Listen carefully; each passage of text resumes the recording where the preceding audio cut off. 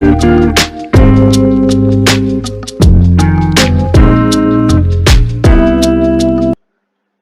Friends, welcome to another video. Lysosome. आज हम cell organelles की बात करेंगे। सेल ऑर्गेनेल्स के अंदर हमें पढ़ना है लाइसोसोम। इसके स्ट्रक्चर एंड फंक्शंस के बारे में जानेंगे हम। तो लाइसोसोम है क्या? It is found in cell. Lysosome जो है सेल के अंदर पाया जाता है।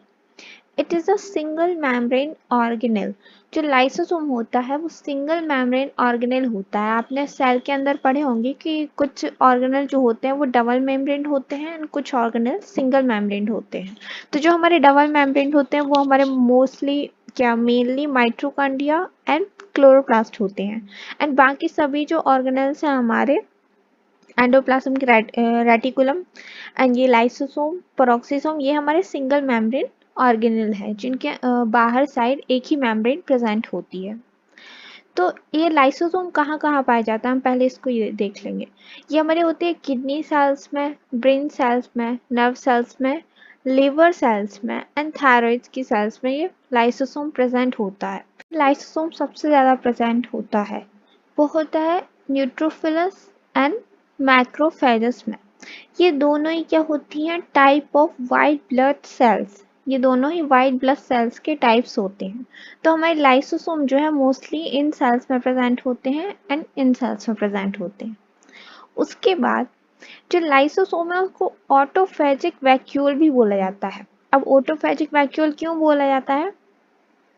इसे इसलिए बोलते हैं, मान लो हमारी एक सेल है, सेल के अंदर हमारे सारे ऑर्गेनल्स प्रेजेंट हैं, एंडोप्लाज्म रेटिकुलम, माइटोकॉन्ड्रिया, प्रोटीन्स हैं, हमारे lipids, DNA, RNA, nucleic acids हैं, ये सब प्रेजेंट है।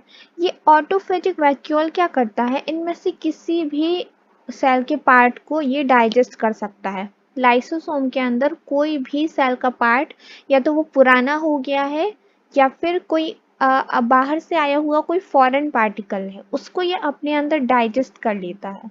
इस डाइजेशन की वजह से इसको ऑटोफेजिक वैक्यूल कहते हैं। एंड ये जो डाइजेशन की प्रोसेस है वो पूरी होती है एंजाइम्स के थ्रू। अब सेल के अंदर जितने भी ऑर्गेनल्स प्रेजेंट हैं, जितने भी पार्ट्स प्रेजेंट हैं, उन सब के लिए अलग अलग टाइप के एंजाइम्स जो हैं लाइसोसोम में प्रेजेंट होते हैं। Some example of lipase, protease, glycase and ऐसे 60 एंजाइम्स प्रेजेंट होते हैं लाइसोसोम्स के अंदर जो कि डाइजेशन कर सकते हैं। जैसे जो हमारा प्रोटीन है उसको डाइजेस्ट करने के लिए प्रोटीएज एंजाइम होता है। एंड हमारे ऐसे बहुत सारे एंजाइम्स होते हैं लिपिड्स को एंड ग्लूकोज को डाइजेस्ट करने के लिए ग्लाइकेज। ऐसे बहुत सारे एंजाइम्स होते हैं जो सेल के हर एक पार्ट के लिए एक स्पेसिफिक एंजाइम प्रेजेंट होता है 60 टाइप्स के। तो ये डाइजेशन में हेल्प करते हैं। अब क्या होता है कि जो हमारी सेल है एंड सेल के अंदर जो हमारा लाइसोसोम है, तो लाइसोसोम का जो एंजाइम का वर्क करने के लिए जो उन्हें पीएच चाहिए होता है वो होता है 5 पीएच। अगर लाइसोसोम का पीएच 5 है तभी उसके एंजाइम वर्क करते हैं, इसके अलावा किसी भी पीएच पे उसके एंजाइम एक्टिव नहीं होते। एंड जो हमारा लाइसोसोम के बाहर जो एरिया है उसे हम कहते हैं साइटोसॉल। ये हमारी कंप्लीट बड़ी सी सेल है, उसके अंदर हम देख रहे हैं लाइसोसोम को। एंड लाइसोसोम के बाहर जो थोड़ा एरिया होता है उसे हम बोलेंगे साइटोसॉल। जो साइटोसॉल का जो पीएच है वो होता है 7 टू 7.2 पीएच एंड जो लाइसोसोम का पीएच होता है वो होता है 5 पीएच। जो लाइसोसोम के एंजाइम है वो 5 पीएच पे ही एक्टिव होते हैं। एंड इस पीएच को बनाए रखने के लिए यहाँ पर लाइसोसोम के एक मेम्ब्रेन पे एक पंप काम करता है जिसे हम कहते हैं वी टाइप पंप। इस लाइसोसोम के इस पीएच को बनाए रखने के लिए वी टाइप पंप वर्क करता है। इससे क्या होता है, जो बाहर के हाइड्रोजन है वो अंदर की तरफ जाते हैं। जो साइटोसोल में जो हाइड्रोजन्स प्रेजेंट होते हैं वो अंदर की तरफ जाते हैं इस पंप के थ्रू एंड इस लाइसोसोम के जो पीएच को बनाए रखने में हेल्प करते हैं। तो मैंने आपको पहले ही वीडियोस में जिसमें मैंने पंप पढ़ाए थे, टाइप्स ऑफ पंप, उसमें वी टाइप पंप के बारे में बताया था कि ये जो पंप होता है वो पीएच को बैलेंस करने में हेल्पफुल होता है। तो ये पीएच को, लाइसोसोम की पीएच को बैलेंस करने में हेल्पफुल है। एंड इसके हाइड्रोजन बाहर से साइटोसोल से लाइसोसोम के अंदर जाते हैं ताकि लाइसोसोम का जो पीएच है वो बना रहे एंड इसके एंजाइम एक्टिव रहे एंड डाइजेशन होता रहे। उसके बाद ये जो लाइसोसोम है, आपने छोटी क्लासेस से ही सुना होगा, लाइसोसोम को हम सुसाइड बैग भी कहते हैं या सुसाइडल बैग भी कहते हैं। क्यों कहते हैं इसे सुसाइड बैग? क्योंकि ये जो लाइसोसोम है उसके अंदर इतनी कैपेसिटी है कि वो अपने ज़रिए एक अपनी पूरी सेल को डिस्ट्रॉय कर सकता है, अपनी पूरी सेल को डाइजेस्ट कर सकता है। और उसके अगर वो पूरी सेल को डाइजेस्ट नहीं करता तो सेल के पार्ट्स को डाइजेस्ट कर सकता है। तो इसकी कैपेसिटी, इसकी क्षमता है डाइजेस्ट करने की। दैट्स वाई इसे सुसाइड बैग भी कहते हैं, लाइसोसोम को सुसाइड बैग कहते हैं। अब ये जो लाइसोसोम होता है वो बनता कैसे है या सेल में प्रेजेंट कैसे रहता है, आता कहाँ से है, वो हम देखेंगे।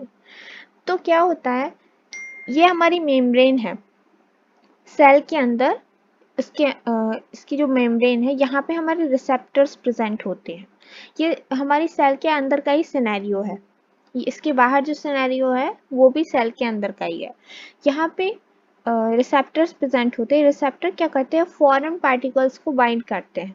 ये फॉरेन पार्टिकल को बाइंड करने के बाद ये एक वेसिकल फॉर्म करते हैं। एक वेसिकल फॉर्मेशन होने के बाद ये जो वेसिकल है उसे हम कहेंगे एंडोसाइटिक वेसिकल। ये एंडोसाइटिक वेसिकल है जो आगे जाके ग्रोथ करती है और बनती है अर्ली एंडोसोम। अब ये लाइसोसोम जो है वो बना नहीं है, यहाँ से लाइसोसोम हमारा बनना स्टार्ट हुआ है। स्टार्ट कैसे हुआ, रिसेप्टर्स, ये रिसेप्टर्स से फॉरेन पार्टिकल बाइंड हुए, एंडोसाइटिक वेसिकल बनी, वेसिकल में ग्रोथ हुई तो बना अर्ली एंडोसोम। अर्ली एंडोसोम बनने के बाद ये जो रिसेप्टर्स थे उनका पीएच जो है वो ये अर्ली एंडोसोम से बहुत अलग है। इसका पीएच अलग है एंड इसका पीएच अलग है। तो जो रिसेप्टर्स की वेसिकल थी वो वापस रिसाइकिल होके मेम्ब्रेन पे चले जाएंगे। इसका यहाँ पे कोई भी वर्क नहीं है, इसने अपने फूड को यहाँ पे ग्रो करा दिया, डाल दिया सेल के अंदर, वेसिकल के अंदर, एंड अब ये रिसेप्टर्स जो है वो वापस मेम्ब्रेन पर चले जाएंगे। अब ये जो अर्ली एंडोसोम है वो फर्दर ग्रोथ करेगा एंड बनेगा लेट एंडोसोम। ग्रोथ करके बनता है लेट एंडोसोम। एंड ये एंडोसोम में यहाँ से गोल्जी अपार्चस से एक वेसिकल आएगी एंड ये वेसिकल लेट एंडोसोम से बाइंड करेगी। जब ये वेसिकल लेट एंडोसोम से बाइंड करेगी तो बाइंड करने के बाद ये फाइनली अपनी ग्रोथ को कंप्लीट करके यहाँ पे लाइसोसोम का फॉर्मेशन कर देगा। ध्यान दीजिएगा, यहाँ पे जो फॉरेन पार्टिकल्स आए थे वो वेसिकल में आए, वेसिकल बनी। यहाँ पे वेसिकल बनने के बाद रिसेप्टर अपनी प्लेस पे चले गए एंड जो फॉरेन पार्टिकल्स थे उनमें डिवीजन शुरू हुआ एंड ग्रोथ शुरू हुई तो अर्ली एंडोसोम बना पहले, फिर लेट एंडोसोम बना। लेट एंडोसोम में गोल्जी बॉडी की एक वेसिकल आई, बाइंड हुई एंड बाइंड होने के बाद जिसने फर्दर ग्रोथ किया तो ये लाइसोसोम कंप्लीट हो गया। एंड इस लाइसोसोम के अंदर जो फॉरेन पार्टिकल्स आए थे या जो फूड पार्टिकल्स आए थे वो ब्रेक डाउन हो गए हैं, डाइजेस्ट हो गए हैं। तो ये हमारे लाइसोसोम का वर्क है। उसके बाद जो लाइसोसोम है उसके अंदर बहुत सारे एंजाइम्स प्रेजेंट होते हैं, मैंने आपको बताया। तो एंजाइम्स अगर म्यूटेट हो जाएं, मीन्स एंजाइम्स जो है अपना काम तो करते ही हैं, बट अगर वो म्यूटेट हो जाएं तो बहुत सारे डिसऑर्डर्स एंड डिसीज क्रिएट होती हैं।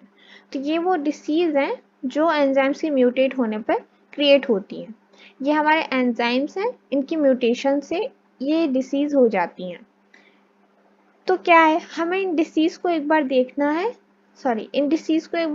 है, पढ़ना है एंड इन एंजाइम्स को देखना है कि कौन से एंजाइम के म्यूटेट होने से कौन सी डिसीज या कौन सा डिसऑर्डर आ रहा है। तो इसको एक बार देख लेंगे क्योंकि जो एग्जाम में कई बार क्वेश्चंस आ जाते हैं कि कौन से एंजाइम से या इस एंजाइम से कौन सा डिसऑर्डर क्रिएट होता है। तो जैसे हमारा गॉचर डिसीज है, ये गॉचर डिसीज हमारे जो एंजाइम है बीटा जीकेस